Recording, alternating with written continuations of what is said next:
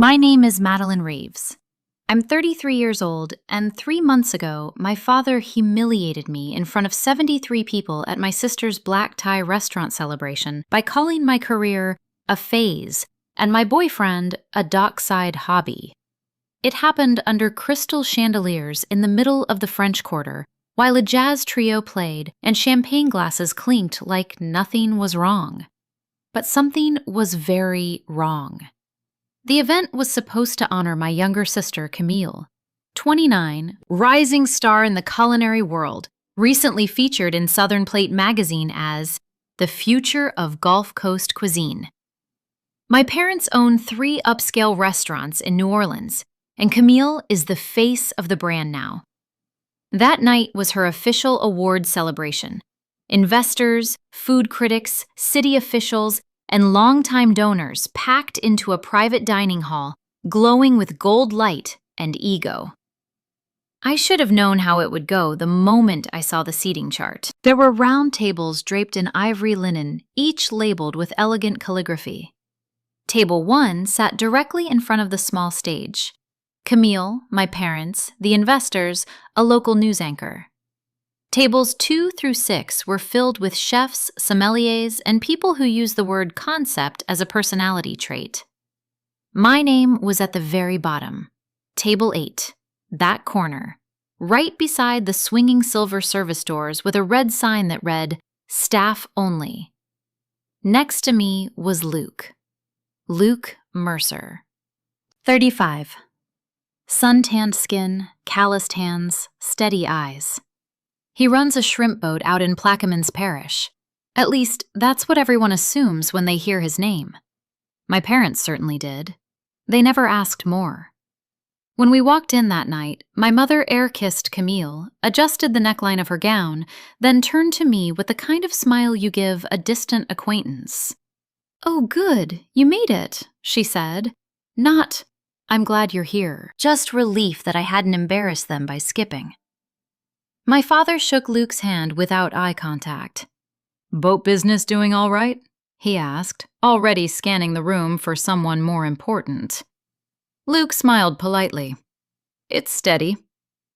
That was the extent of their curiosity about the man I've been with for nearly 2 years. I work as a paramedic, 12-hour shifts in heat and floodwater and narrow stairwells. I've delivered a baby in the back of an ambulance on Claiborne Avenue. I've held pressure on a gunshot wound while traffic screamed past us. Last spring, I was named EMS Field Provider of the Year out of 214 responders. My parents didn't come to the ceremony. That night at Camille's celebration, as waiters poured champagne and flashbulbs popped, I tried to stay invisible. I've had practice. In my family, I'm the other daughter. The one who didn't inherit the restaurants, the one who chose sirens over sommeliers. Halfway through the evening, the jazz trio quieted, and my father took the microphone. He's good at commanding rooms. 30 years of charming investors will do that. He spoke about legacy, about excellence, about how Camille had always understood what it means to carry something forward. Applause swelled. Then he smiled in my direction. "And of course," he said lightly, "our older daughter Maddie chose a different route. She prefers adrenaline to ambition." A few people chuckled politely. My face burned. "She's a paramedic," he added, like he was clarifying a hobby. "Important work, I suppose. Very hands-on." I heard the pause. "And she's here tonight with her friend from the docks." He lifted his glass toward Luke. "We're thrilled she's enjoying that phase of her life." Phase. 73 people turned their heads toward our table near the service doors. I felt every stare. Luke's jaw tightened, but he stayed seated. My father concluded his toast praising Camille as the pride of the Reeves name. Not our daughters, just Camille. The applause returned, louder this time. Glasses clinked, conversations resumed. I stared at the folded napkin in my lap and realized something settled inside me. Not anger, not even embarrassment. Clarity. because the man they'd just dismissed as a dockside hobby was standing up beside me, and across the room, one of Camille's largest investors had just gone pale. To understand why that night hit the way it did, you have to understand my family. I grew up above a kitchen, not metaphorically, literally. My parents' first restaurant was a narrow 2-story building in the Garden District, and the apartment upstairs smelled like garlic and butter every single night of my childhood. My father, Gordon Reeves, built his identity from cast iron pans and perfect timing. My mother, Elise, built hers from curated guest lists and knowing exactly which critic preferred which wine. In our house, success was plated and photographed. Camille absorbed that world like she was born for it. By 14, she could fillet a redfish cleaner than most line cooks. At 16, she was experimenting with tasting menus in our home kitchen, while my parents watched her like she was unveiling the Mona Lisa. I was the older daughter. I was supposed to lead. But at 19, while Camille was shadowing pastry chefs in Chicago, I signed up for EMT training. I remember telling my parents at the dinner table. My father stopped chewing. My mother blinked slowly, like she hadn't heard correctly. "You're riding in ambulances?" she asked. "Yes." My father set his fork down. "You'll grow out of it." I didn't. While Camille staged in Michelin-star kitchens, I worked night shifts. While she learned how to plate microgreens with tweezers, I learned how to intubate in moving vehicles. The gap between us widened, not because we fought, but because my parents treated us like different investments. At holidays, Camille sat next to Dad, discussing expansion plans and investor meetings. I got asked if I was being careful out there, like I was experimenting with skydiving instead of saving lives. Last March, when I won EMS Field Provider of the Year, I sent them the digital invitation. It was a Wednesday at 6 p.m. The ceremony lasted 40 minutes. My mother replied, "We have a supplier tasting that night, sweetheart." My father didn't respond at all. 2 days later, they hosted a private dinner for a visiting food writer and posted 12 photos online. That was the rhythm of it. Camille shined in the spotlight. I worked in fluorescent lighting. Luke came into my life on a random Tuesday afternoon when our unit responded to a call near the marina. Minor engine fire on a shrimp boat. No injuries. He was standing barefoot on the dock when we arrived, calm while everyone else shouted. After everything was cleared, he thanked me for checking on his crew before checking on the equipment. "Most people ask about the boat first," he said. "Most people aren't bleeding," I told him. He laughed. It was steady, grounded. We started talking. Coffee turned into dinners, dinners into weekends. When I told my parents about him, my mother asked, "Does he plan to do that forever?" That, meaning manual labor. They never asked what he studied, never asked about his family, never asked what he believed in. At a brunch last summer, my father asked him, "So you're content with small-scale operations?" Luke just smiled. "Depends how you measure scale." My father didn't catch it. The truth is, I stopped trying to bridge the gap a long time ago. I brought Luke around because I loved him, not because I thought my parents would approve. Still, when Camille's award night approached, she texted me 3 days before. "Please don't make tonight awkward, okay?" I stared at that message longer than I should have. I hadn't planned to, but I also wasn't going to shrink myself to fit between the service doors again. 3 days before Camille's celebration, my mother sent out a revised event itinerary by email. Not a text, not a casual reminder. A full PDF attachment titled, "Camille Reeves, Gulf Rising Award Evening Timeline." I opened it during a break between calls, sitting in the ambulance bay while humidity clung to my uniform. 6:30 p.m., VIP. Arrival 6:45 p.m. Media window 7:20 p.m. Family recognition toast 8 p.m. Investor announcements. Family recognition. I already knew what that meant. An hour later, my phone buzzed again. Mom, please make sure Luke understands it's black tie, dark suit, no boots. I stared at the message. Luke owns a tailored suit. He wears it better than most of the men who think money equals polish. Me. He knows how to dress. Mom. Good. We just want everything seamless. Seamless. That word always meant controlled. That night, I drove out to Plaquemines Parish. The sun was setting over the marsh, streaking the sky in orange and violet. Luke was rinsing down the deck when I pulled up. You look like you're thinking too hard, he said, handing me a bottle of water. They sent a timeline, I replied. He raised an eyebrow. Should I study for a quiz? I tried to smile, but it didn't hold. They're going to spotlight Camille. I don't think they plan to pretend I don't exist. I think they plan to frame it. Frame what? Me, as the contrast. He leaned against the railing, listening the way he always does, fully. Do you want to go? He asked. It wasn't defensive. It wasn't proud. Just honest. I don't want to keep skipping things, I said. If I don't show up, it becomes proof that I don't belong. And if you do show up? I hesitated. It becomes a performance. He studied me for a moment. Maddie, I don't mind sitting at whatever table they stick us at, but I won't let them disrespect you without saying something. That's exactly what I'm afraid of. He didn't argue. He just nodded slowly. The next day, Camille called. Her voice was tight, like she'd been rehearsing. Mom says you seemed upset about seating. I wasn't upset, I said. I was informed. It's just logistics, she insisted. Investors need to be near the stage. And I don't. That's not what I meant. There it was. The space between us. She loved me. I know she did.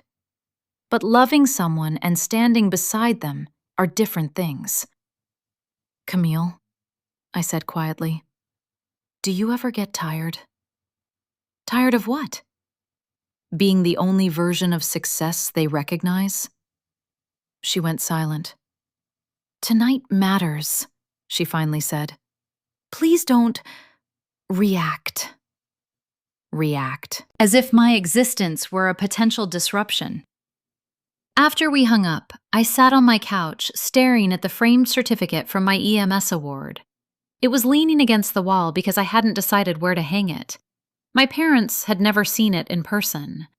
I thought about the years of polite smiles, the small corrections, the careful introductions.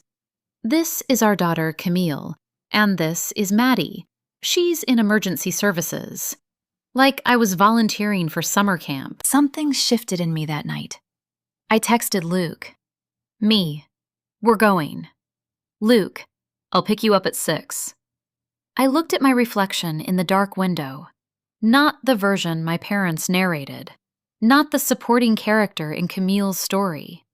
Just me. For the first time, I wasn't going to attend as an apology. The night of the celebration, Luke arrived exactly at 6 in a dark navy tuxedo I'd never seen before. Clean lines, perfect fit, no boots in sight, just polished black shoes and that calm, unreadable expression he gets when he's walking into a room where he knows more than he plans to say. You clean up well for a dockside hobby, I teased quietly. He smirked. I've been called worse. The venue was already glowing when we arrived. Crystal chandeliers reflected off mirrored walls, and the jazz trio played something soft and expensive-sounding near the bar. Servers moved like choreography, carrying trays of champagne beneath suspended arrangements of white orchids. It was beautiful. And it felt staged. We hadn't even reached the host stand before I noticed something odd. 2 men in suits near the investor table stiffened when they saw Luke, not in a dismissive way, in a double-take way. One of them leaned toward the other and whispered something sharp and urgent. Luke pretended not to notice. When we reached the entrance, my father greeted a local developer with warmth I'd never heard in his voice when speaking to me. Then his eyes landed on Luke again. This time, there was a flicker of recognition, not from knowing him, but from sensing something didn't add up. "You've met Mr. Landry before, haven't you?" the developer suddenly asked Luke. Luke paused half a beat. "Briefly." My father blinked. "You two know each other?" "Industry overlap," Luke replied smoothly. Industry overlap. I felt my pulse shift. We moved toward our table near the service doors, and I watched the room more closely now. A woman in a silver gown kept glancing at Luke, like she was trying to place him. At the bar, another man straightened when Luke walked past, nodding slightly. This wasn't curiosity. This was recognition. I leaned toward him. "Is there something I should know?" He hesitated just for a second. "There are people here I've worked with," he said carefully. "Worked with how?" "Through some board projects." Board projects? My mind replayed small details I'd ignored over the last year. The email I once saw flash across his phone. Gulf Recovery Trust, quarterly review. The conference call he took from his truck, stepping away to speak privately. The way he once declined a dinner because he had committee obligations. I'd never pushed. I never needed to. But now, watching men in tailored suits adjust their posture when he entered their line of sight, I realized something. My parents hadn't just underestimated him. They had misread the entire story. Across the room, Camille was glowing under camera lights. My mother hovered beside her, adjusting a bracelet, whispering cues. My father stood near the stage, reviewing note cards for his toast. I checked my phone. 7:18 p.m. Family recognition toast in 2 minutes. Luke reached for my hand under the table. "You okay?" he asked. "I think so," I said. "Are you?" He smiled faintly. "Always." But his eyes were sharper now, focused. As the music softened and my father approached the microphone, I noticed something else.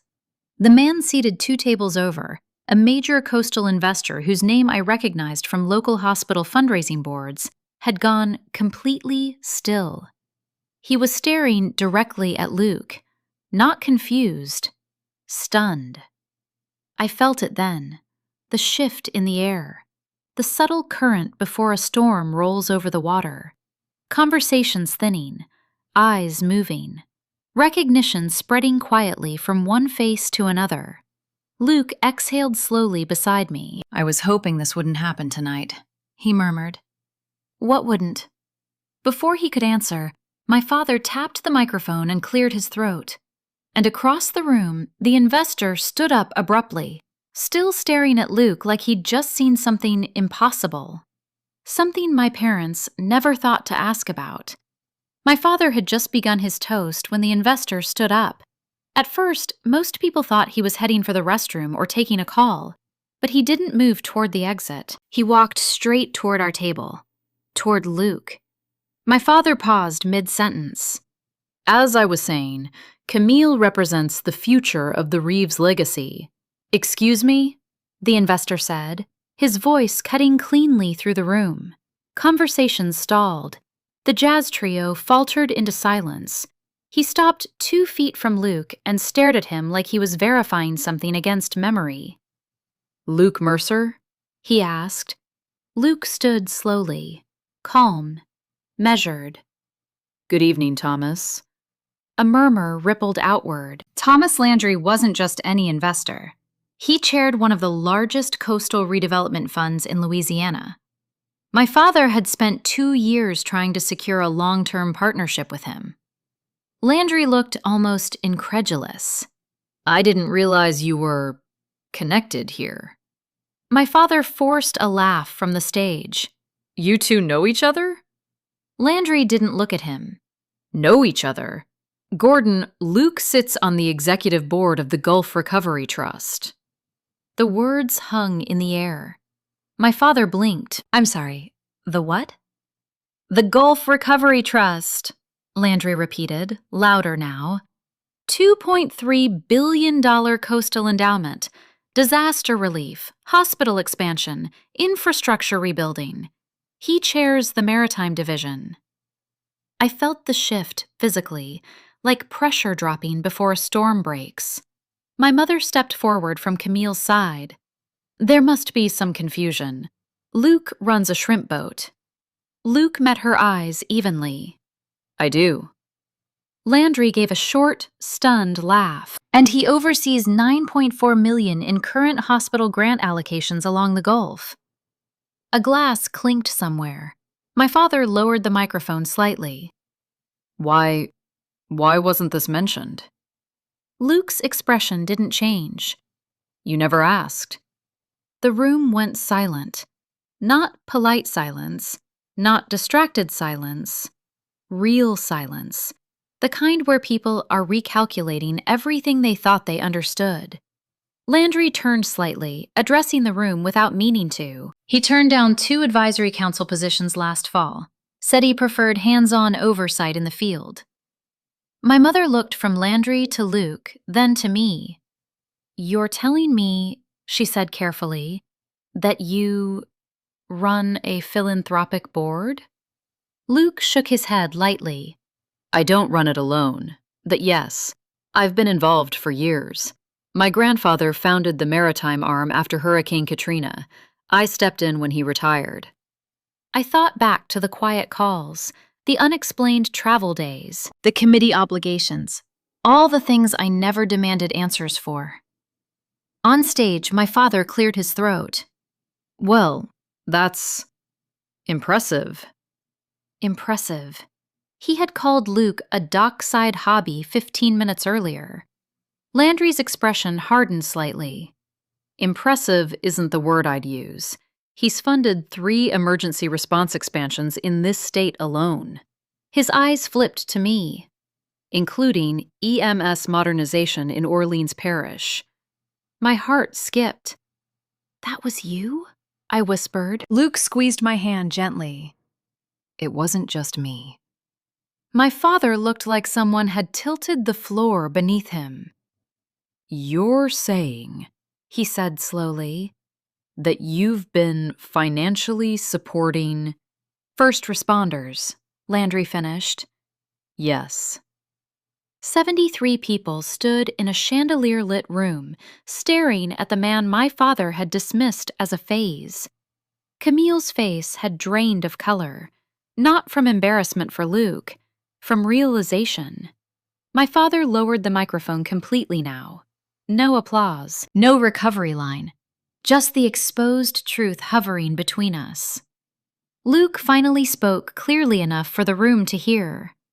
I didn't come tonight to make anyone uncomfortable, he said, but respect shouldn't depend on a balance sheet. No one laughed. No one moved. For the first time in my life, I wasn't the one being measured. The fallout didn't explode. It unfolded. 2 days after Camille's celebration, a sponsorship dinner was postponed indefinitely. A week later, one of my father's most anticipated investors withdrew from negotiations. No dramatic public statements, just careful distancing. Invitations that stopped arriving. Calls that weren't returned.